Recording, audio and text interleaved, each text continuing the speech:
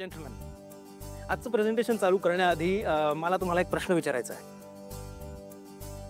आपलं रूपम कॉस्मेटिक्स कुठल्या ऍस्पेक्टवर उभं आहे, कुठल्या महत्वाच्या ऍस्पेक्टवर उभं आहे मला सांगू शकता? सौंदर्य, ब्युटी. एक्झॅक्टली, सौंदर्य. आणि आपल्या कंपनीचं सुंदर, अतिसुंदर, नितांत सुंदर असं यश आणि त्याचा इतिहास आपल्याला माहितीच आहे.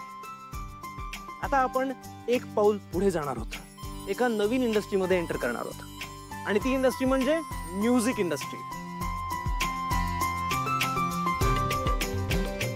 आणि म्युझिक इंडस्ट्रीमध्ये एंटर करण्यासाठी आपल्या कंपनीचं नाव असेल मेहंदळे म्युझिक कंपनी.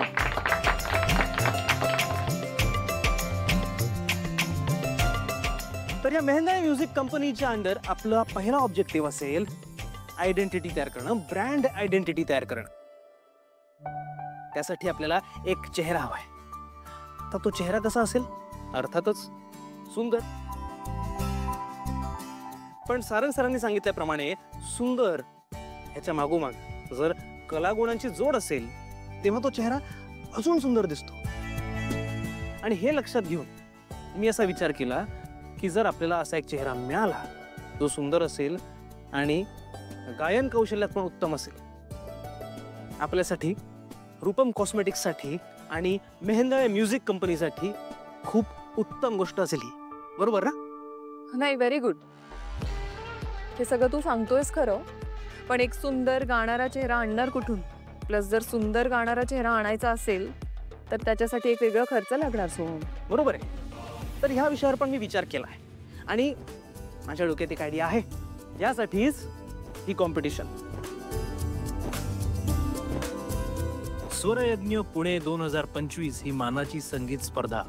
तर ह्या कॉम्पिटिशन मध्ये जी की एक अत्यंत प्रेस्टिजियस कॉम्पिटिशन आहे, या कॉम्पिटिशन मध्ये असलेले स्पर्धक विजेते हे पुढे जाऊन अत्यंत उत्तम गायक आणि गायिका झालेले आहेत, प्रसिद्ध झालेले आहेत. आणि आपल्याला आपल्या कंपनीसाठी काय महत्वाचं आहे, काय गरजेचं आहे? सुंदर चेहरा, यंग टॅलेंट आणि प्रसिद्धी.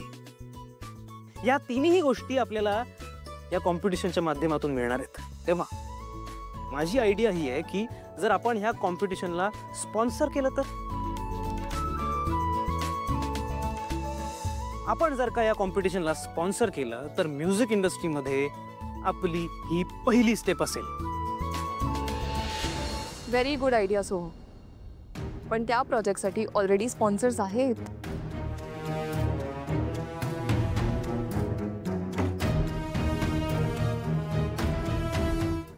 आणि हे स्क्रीन आहे. या स्क्रीनवर तुला तिथं स्टेजवर काय चाललंय ते सगळं दिसेल. यावेळेस एक नवीन चॅलेंज आहे.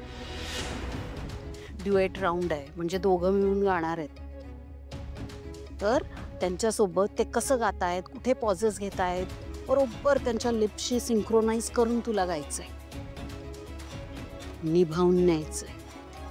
करशील ना? हां. आणि सगळ्यात महत्वाची गोष्ट, बाहेर ना तिथं तो बसलाय, तुझा मानलेला बाप, डोमकावळ्यासारखा ना टपून बसलाय.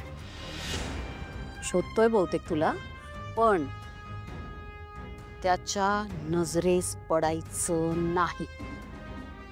कळलं? जर तो आसपास फिरतोय असं कळलं तर स्वतःला वाचवायचं. हं? करशील ना? असं मेहंदळे आता स्पॉन्सर्स आहे म्हटल्यानंतर त्याची भीती जरा कमी झाली आहे, पण सांगता येत नाही. तेव्हा नीट का, हां, व्यवस्थित का.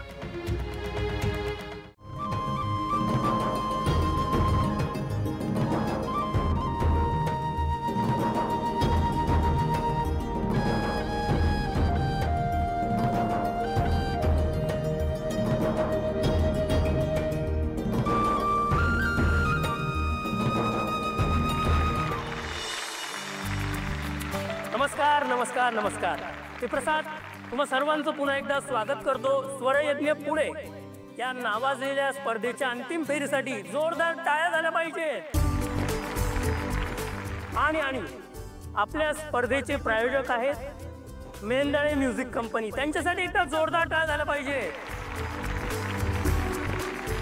रसिक हो, आपल्या स्पर्धेची अंतिम फेरी ही 2 टप्प्यात सादर होणार आहे. सुरुवातीला डुएट गायला जाईल आणि त्यानंतर सोलो ऍक्ट होणार आहे उद्या. सो जोरदार टाळ झाला पाहिजे सर्व स्पर्धकांसाठी.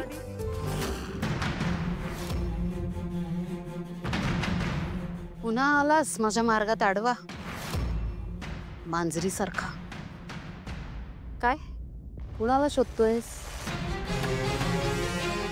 की विचार करतोयस की यावेळेस सावली कुठे लपून जाणार आहे? तू कितीही प्रयत्न कर, पण सावली कुठून जाते, कुठे लपलीये तुला कळणारच नाही. कसा रे तू कायमच माझ्या वाईटावर टपलेला असतोस. कमाल या वैरवी, चोराच्या मनात चांदणा ते म्हणतात ते उगीच नाही. अगं मी जय मी कशाला कोणावर कुरगोडी करू? पुन्हा पुन्हा सांगायची गरज नाहीये तू जजेस. माझ्या लेकीच्या मार्गात आडवा आलास ना तर याद राख. नाही, तुझ्या लेकीला मी काही करणार नाही, अजिबात काही करणार नाही, प्रॉमिस देतो. आपण सर्वप्रथम आपल्या जजेसला आमंत्रित करूया, जगन्नाथजी सर यांना. जोरदार टाळीने स्वागत करायचं आहे जगन्नाथजी सर यांचं. मला बोलवत आहे, आलोच.